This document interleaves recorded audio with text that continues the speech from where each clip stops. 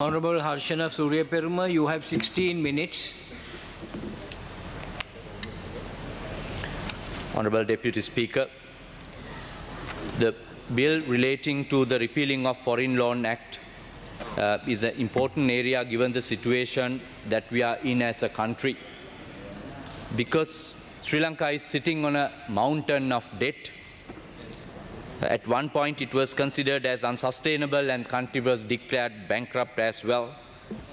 And it is interesting to note, very people who contributed to that disaster is now trying to preach us, Honorable Deputy Speaker, how to manage this country.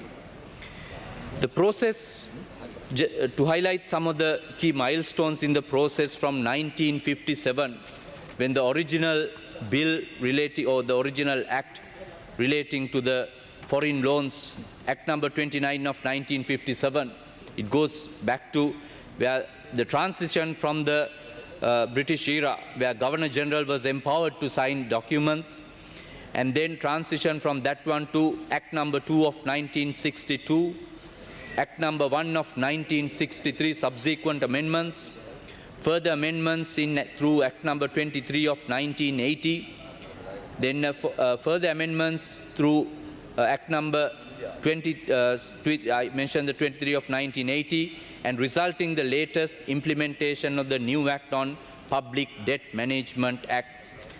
It is very important to note, Honorable Deputy Speaker, as a nation, why we had to go through this journey, because Sri Lanka lacked the people who governed the country lacked the discipline to make use of the regulations that were in place. Instead of implementing the regulations, they were going after the loopholes to abuse the law, and getting public officials were also involved. It is a famous secret that we all know, how the bond scam, where this relates to borrowing by the government. During the time of government is raising money through bonds, how that entire saga took place. To avoid those issues, inquiries were held subsequently through various committees appointed by the Parliament. While those committees were going on, not only we lacked as a country, the former governments, the politicians who governed the country did not respect the rule of law in the country.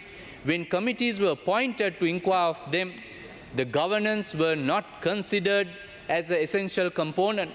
While communications, discussions, deliberations on those committees were going on, Honorable Deputy Speaker, people contacted through subsequent investigation, it was revealed the people who were accused in doing this very wrong thing. That was the era we passed as a country. That is the price Sri Lankans pay today as a nation. The people, the opposition, who's preaching us how to do the right thing, why government institutions are making losses, they contributed to the enormous losses of those institutions. The previous member spoke about Sri Lankan Airlines at length, with sitting on a mountain of debt, created by whom? Not due to the requirements of the institution. Those mountains of debt within those institutions were created for purposes to facilitate corruption. Politicians and of certain connected officials and their connected business parties to make money. That is why the institution is sitting on an unsustainable debt as far as the Sri Lankan Airlines is concerned. The losses that the Honourable Member was mentioning is arising largely due to financing cost, due to those borrowings, unregulated, to an extent supported by corruption. So the journey that we passed as a country is a dark past, but we are looking forward for a brighter future, because these amendments are brought into the legislation now, not only just by mere having of legislation and documentations, but by implementing them through a process. This transition from the repealing of the existing act to the public debt implementation of the Public Debt Management Act, it is going through a transition since November of last year. 2024, since the new act was enacted. There is a transition period of 18 months. Currently, at present, the function is handled by the central bank. At one point, when the transition period is completed, from the central bank, all the activities will be transferred to the new Public Debt Management Office. So we need to make sure the Public Debt Management Office is well resourced in terms of capacity, the knowledge of individuals who are performing the functions, integrity of the people who are performing those functions, technology required to perform those functions. We know the technology is being used for trading and various other purposes. So the technology required, currently government is providing all necessary facilitation to ensure the Public Debt Management Office, PDMO, is capable and able to deliver the function that is entrusted to them. අපි දන්නවා රජයක් විදියට ණය ගන්නකොට දේශීය වශයෙන් ණය ලබා ගැනීම කරනවා ගරු නියෝජ්‍ය කතානායකතුමනි විදේශීය වශයෙන් ණය ලබා ගැනීම කරනවා රජය අප වෙලා state guarantees Treasury guarantees offer කරමින් රාජ්‍ය ආයතනවලට ණය ලබා ගැනීමට පහසුකම් සලසනවා ඊට අමතරව වෙනත් ආයතනවලටත් ණය ලබා ගැනීමට උදාහරණයක් විදියට ශ්‍රී ලංකන් ආයතනය වගේ ක්‍රමවේදයන් තියෙනවා විදේශ ණය ලබා ගැනීම සඳහා මේ පනත තුලින් තියෙන repealing of the Foreign Loan Act and at the same time introducing the Public Debt Management Office, it is expected these borrowings of various nature, domestic borrowing, foreign borrowings, offering guarantees and other forms of borrowings by the state institutions will be managed in a way that provides the transparency, that have systems in place, allows creditors, lenders to have faith and trust on the system because of the transparency, accountability, auditable, the records clearly recorded of these transactions, that provides the confidence to the lenders. Country is now on the right track. This confidence is the one that relates to the premium that lenders are charging. Better confidence, better systems, better management, meaning lower premiums when borrowing, which we lack as a country. Not only that, these very members who are proposing the government that we are borrowing, the entities are borrowing at higher rates, they borrowed at commercial rates as a country, as a government, which the country could not afford. So they are all about telling the wrong information with the biggest voice that they have, whereas the reality is they created this situation that we are in. That is why when the new Public Debt Management Office is created, the front office section, there are separate regulations and rules to function. The middle office, the duties are segregated to ensure we maintain the level of secrecy required. The information has a lot of value, Honorable Deputy Speaker. If leaked out to the market, it allows some people who have access to the insider information to make a lot of money. That is what happened during the bond scam. That's why the front office is structured in a manner, middle office is structured in a manner, and the back office of the Public Debt Manager is structured in a manner to give the confidence to the system, to give the confidence to the borrowers. Present government is doing the right thing. The type of borrowings we have through foreign loans, we have multilateral, bilateral borrowings, ද්විපාර්ශ්වීය ණය, බහුපාර්ශ්වීය ණය, ගරු නියෝජ්‍ය කතානායකතුමනි, ඒ වගේම තමයි ණය ගන්නවා වගේම ණය කළමනාකරණයත් අතිශය වැදගත් කොටසක් වෙනවා. පහුගිය කාලේ අපි දැක්කා නිමක් නැතුව ණය ගන්නවා මිසක් ඒ ණය ගන්නේ මොකටද? ඒ ණය සුදුසු ව්‍යාපෘතින් වලට යොදවනවාද? ඒ ව්‍යාපෘතිවල ඵලදායීතාවය තියනවාද කියලා බලන්නේ නැතුව ණය වලින් හොරා කෑමේ සූරා කෑමේ සංස්කෘතියක් තමයි තිබුණේ. ඒ වෙනුවට the management of liability is a critical component in this journey. It is not only obtaining debt, it is managing of our existing liabilities as well. So in one hand, there are provisions and regulations on acquiring new debt for the country, but on the other hand, the management of existing, the mountain of debt that we have, in relation to that one, we need to make sure we use the best strategies as the country, we make use of the best resources in terms of personnel, we provide the best training to our officials who are engaged in these activities. So government is actively engaged working with these institutions, particularly during this transition period. මේ අන්තර් කාල සීමාව තුලදී දැනට මහා බැංකුව විසින් කරන ණය ලබා ගැනීමේ කටයුත්ත නැවත වතාවක් මුදල් අමාත්‍යාංශයේ යටතේ පවතින මේ අලුතින් ස්ථාපනය කරන ලද ආයතනයට අලුත් පනත මගින් ලබා දීම සඳහා ඒ නිලධාරීන්ට අවශ්‍ය පුහුණුව currently it's on a parallel run. දැනට මහා බැංකුවේ සිටින නිලධාරීන් සමග එක්ව එකට public debt management office එක සම්බන්ධ වෙලා මේ වැඩ කටයුතු කරගෙන යනවා. අපි බලාපොරොත්තු වෙනවා මේ transition period එක සාර්ථකව අවසන් කරලා 2026 වර්ෂයේ ආරම්භයේ සිට public debt management office එක හරහා මේ කටයුත්ත සාර්ථකව ඉදිරියට ගෙනියන්නට. There's another important element in this relating to this manner, that is issuing of treasury guarantees when there are borrowings involved by state institutions.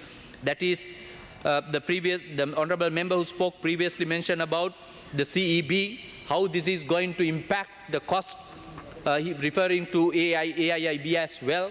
Specifically, the cost of borrowing, previously the country borrowed, allowed institutions to borrow recklessly, providing state guarantees, treasury guarantees, without looking into the ability of that institution to repay the debt. Whereas system has changed now, Honorable Deputy Speaker. When a state enterprise is requiring a state guarantee for their borrowing, this new entity will review. It allows the entity to go through a stress test to understand whether that entity is able to repay the debt as they are expecting. Are the monies are going to be invested in a project or for activity for purposes that's going to generate the cash flows, allowing them to repay the debt. Otherwise, it is as equal as the government is borrowing. Therefore, a prudent mechanism is in place. There's a rigorous mechanism, approaches, testing that they do prior to allowing these processes to go ahead. But at the same time, we need to make sure these processes that we are bringing in is not delaying the activities of these institutions.